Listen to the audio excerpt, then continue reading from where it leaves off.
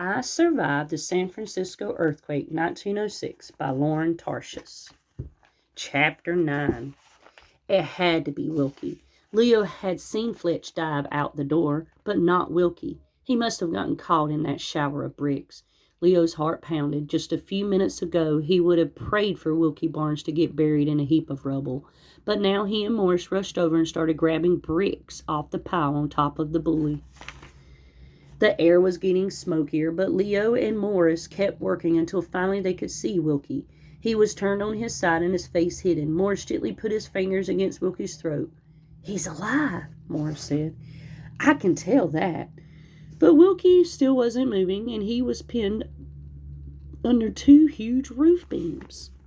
They formed an X over his body, protecting him from being completely crushed under the bricks. The beams had probably saved his life, but now they were like a cage that trapped him.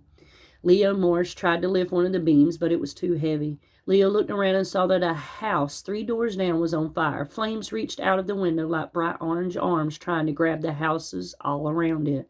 Soon the street would be one huge fire. Leo had no idea what they should do. How could they leave Wilkie here, knowing he was alive? But if they stayed, the fire would kill them too. Suddenly, Wilkie lifted his head. With a mighty push, he knocked one of the beams away. His face, covered with dust, was stark white.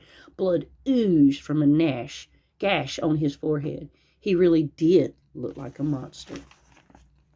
Leo and Morris watched in shock as Wilkie rose out of the rubble, tossing bricks aside like they were puffs of cotton.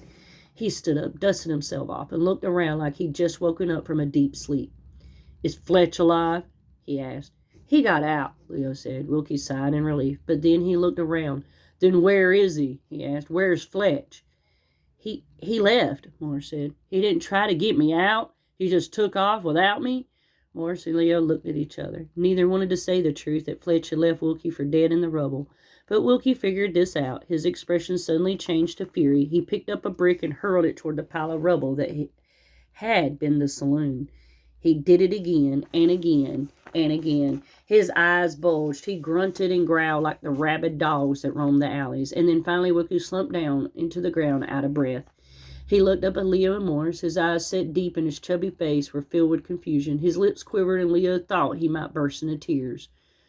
"When I was at that work camp in Seattle, a man came and said I should play football," Wilkie said. "There's a fancy school up there where rich kids go. And he said I could go for free, that he'd teach me everything I needed to know. He said I could be a champion, but I wouldn't go because I'd never leave Fletch. I went to jail because of Fletch. I stuck by him all these years. And where did it get me? Under that pile of bricks."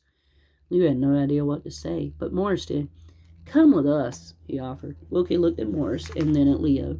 Leo got the idea that Wilkie had never really seen them before. He wiped the tears from his face and took a deep breath. He picked himself up. "We should get your gold back," he said. "Fletch said it was gone," said Leo. "Never believe Fletch," Wilkie said. "He has it, and I know where he went." Leo looked at Morris. "Let's go," Morris said. Thanks for listening. If you like what you heard, stay tuned for Chapter 10.